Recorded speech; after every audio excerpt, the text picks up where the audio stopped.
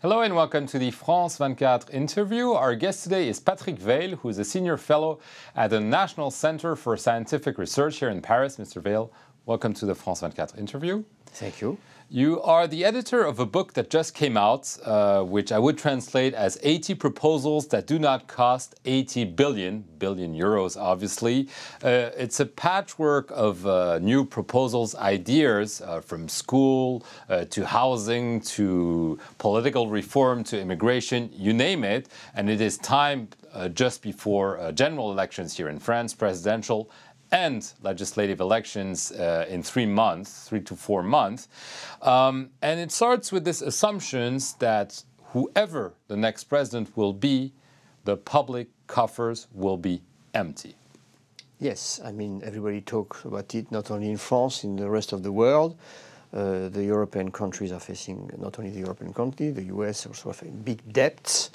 Any government who will take power will have to try to reduce the debt. So every minister who will arrive, the 25, 30 ministers who will take their jobs, will be told, try to reduce your expense. So what do you do when you have this agenda? Do you tell the public, I cannot do anything except reduce the expense? So this book is based on the idea that things can change sometimes without money needed. You can change the laws, you can change the procedures, you can create cooperation where you had conflict, you can reorganize frontiers between different departments, and you can associate more the citizen to change in policies and in the society. And it is what we do in different fields you have mentioned, and you have like 39 different contributions with 80 proposals. So you think you can still be smart and cheap nowadays? We have to. There's no choice. I mean, some people say we could have a choice, you know. No, I think, well, maybe, but we took the angle to say, let's think we don't have the choice. Even if we don't have the choice, it's not an excuse not to do anything. And I think this approach can be developed in any country which today is facing a public debt. In Italy, in Spain, in the UK, in the US. I think people can think about what ideas they can find as to change things without asking for money. So is this something that's not necessarily making proposals that the left could implement, but also the right, I mean, in terms of political positioning? I mean, some of the proposals can be implemented by anybody, but the trend in the book is to bring more justice, more fairness in society, so it's more progressive. It's more progressive than conservative. Right. But some proposals are really acceptable by every side of the spectrum. Right. We don't obviously have the time to get into all the details. There's one idea here in France, the idea of presidential power that you raise at the beginning of the book. There is going to be a presidential election. You think that this is one thing that needs to be reformed in France. There's too much presidential power. The French president has much more power than any other leader of the democratic world. Any. More than the US president, British prime minister, the German chancellor. And with Mr. Sarkozy, this power has increased, and that has to be changed. First of all, the government has to govern, which is what is written in the Constitution, with a real prime minister. We don't have a real prime minister today. The real prime minister is the Minister of Interior, who is concentrating too much power in his hands. The other thing is that to elect the parliament at the same time than the president favor this concentration of power.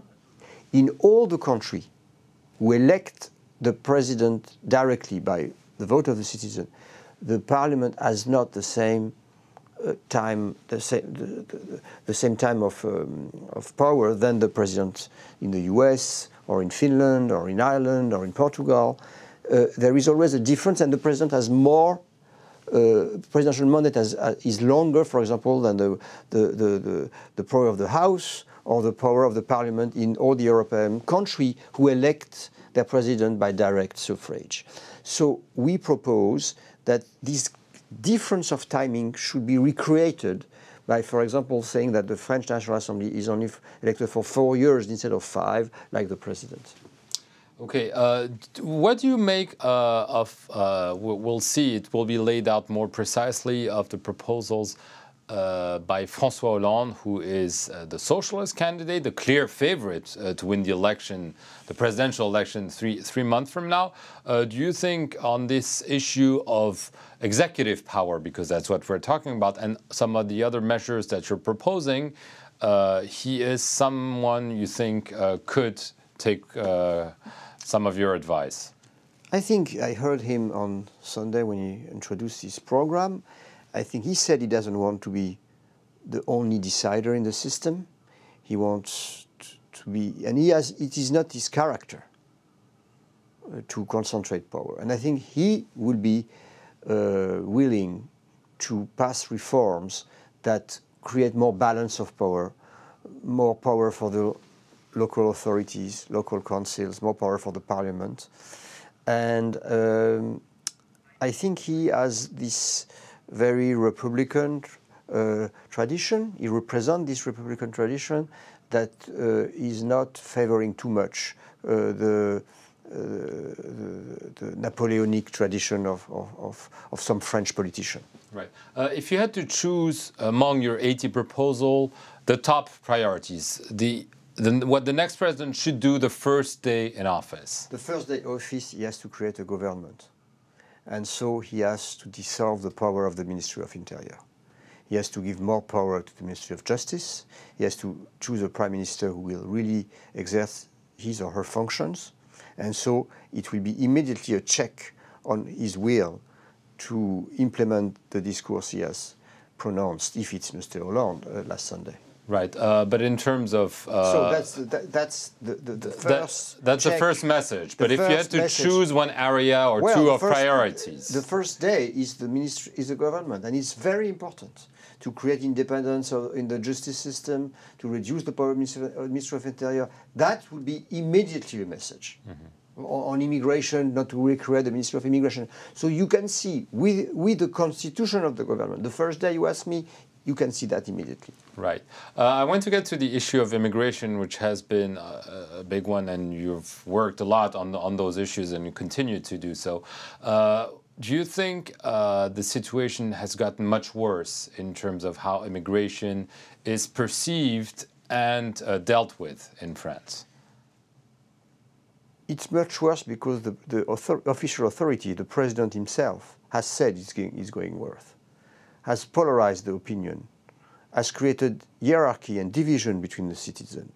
So when the president himself or when the Minister of Interior say, I don't feel myself at home when I see all these black and Muslim in the street, it's open door to all the people who are xenophobic and racist, who are sometimes restraining themselves to say that or to feel that. Or it's a message that's something that people should think. And so the fact that we elect a president that will not say that and will not think that will already be better. That he will treat the citizen equally. That will be already better. Because do you think, I mean, for years there's been a fight, or I don't know if you want to call it this way, an effort to curb illegal immigration by both, well, more the right, but also the left. Do you think that Nicolas Sarkozy has gone beyond that and, as you say, not only said, well, illegal immigrants are not wanted, but also legal ones and even those who became French? Of course, he is now enjoying the fact that he has reduced the number of naturalization, where in every country of the world people are governments are happy to naturalize people who want to naturalize. Of course, he's reducing the rights of the people who have the legal right to stay, like spouses of citizens get 1 year renewable permit for years and years and years. So that can be changed, and that will not attract any illegal immigration. And you can have policy that will give rights and reduce illegal migration everywhere in the world. If you, for example, if you give multi-annual permits to seasonal workers. A seasonal worker who come for the summer, work in the fruits and vegetable industry or farms. If he or she doesn't think he's sure to come back following year, would tend to stay illegally. If he get a permit of 10 years or a green card saying, you are sure that if you come back to your country of residence, you will be coming back the following year and for the next 10 and 15 years. I mean, it gives some rights, some great asset to this person, and he will never stay in legal situation. So do you think So we have change can be made that give more rights and reduce illegal migration. And do you think François Hollande will be able to do this? The context is a difficult one. There's a crisis, there's a nationalist sentiment across Europe. Not only François Hollande, anybody who wants to do it can do it. It's right. Who can be against that? Well, there are many people who are against that. Because the politicians sometimes don't have the courage to explain what they do. But to say we are giving more rights to reduce illegal migration instead of sending the police, and that costs much money, and that sometimes provoke a lot of tension and reduce the right of all citizens. I mean, who can be against that? Okay, Patrick Vell, thank you very much for coming on the France 24 interview. If you're interested in French politics, society, read this book, 80 Proposals That Do Not Cost 80 Billion Euros. Thank you very much for watching the interview here on France 24.